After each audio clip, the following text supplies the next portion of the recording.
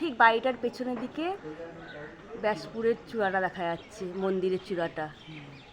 পেছনে সূর্যদেব আছে, তার জন্য একটু ঝাপসা আসছে, তাই খুব ঠিক বাড়িটার পেছনের দিকে ব্যাসপুরের চূড়াটা দেখা যাচ্ছে, মন্দিরের চূড়াটা। পেছনে সূর্যদেব আছে, তার জন্য একটু ঝাপসা আসছে, তাই খুব সুন্দর লাগছে। আমরা ওভারব্রিজের উপরে দাঁড়িয়ে আছি স্টেশনের।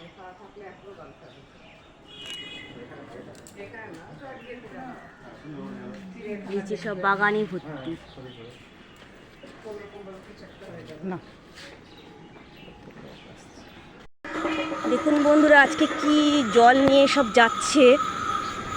কোথায়? মায়ের মন্দিরেই যাচ্ছে। একটা খাঁড়া আছে, দারুণ লাগছে।